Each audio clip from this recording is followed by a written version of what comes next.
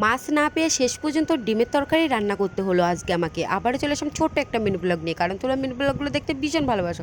সকালবেলা থেকে সংসারের নানান কাজে ব্যস্ত ছিলাম, আর মাছেরও কিন্তু অপেক্ষায় থাকি প্রত্যেক দিনই। তো যাই হোক, আজকে হচ্ছে পছন্দসই কোনো মাছ পাইনি বলে 10টার দিকে সোজা চলে গিয়েছিলাম মুদিখানার দোকানে। সেখান থেকে ডিমের বাজারের পাশাপাশি টুকিটাকি কটা গুঁড়ো মশলাও কিন্তু কিনে এনেছি। এই তো এখানে আমি আলুগুলো বেশ ভালো করে কিন্তু কেটে নিয়েছি। এইবার ডিমগুলো ধুয়ে সোজা কিন্তু আলুর উপরেই বসিয়ে দেবো সিদ্ধ করার জন্য। আর অন্যদিকে উনুন ধারে আমি কিন্তু ভাতটাও বসিয়ে দিয়েছি।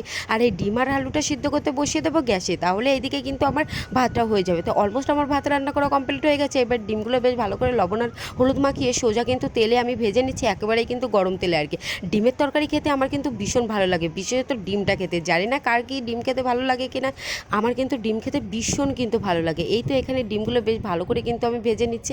আর অন্যদিকে কিন্তু ভাতটাও আমি উপর করতে বসিয়ে দিয়েছি। এখানে পেঁয়াজ কুচানো, তার পাশাপাশি আদা রসুন জিরে বাটা সমস্ত কিছু দিয়ে বেশ ভালো করে কষিয়ে নিয়ে এই তো সিদ্ধ করে রাখা আলুগুলো দিয়ে সুন্দর করে কিন্তু কষিয়ে নেবো। আর আলু এরকমভাবে সিদ্ধ করে নিলে কি রান্না করতে সেরকম একটা সময় লাগে না। এবার হচ্ছে এক এক করে সমস্ত মশলাগুলো কিন্তু আমি দিয়ে নিলাম। ডিমের তরকারি বুঝতেই পারছি, আর এমনিতেই কিন্তু প্রচণ্ড গরম।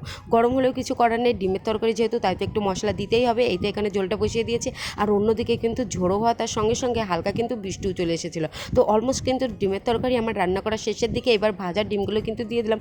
লাস্টে একটু গরম মশলা দিয়ে সোজা নামিয়ে দেবো। কারা কারা ডিমের তরকারি খেতে ভালোবাসো অবশ্যই কমেন্টে জানিও। আমার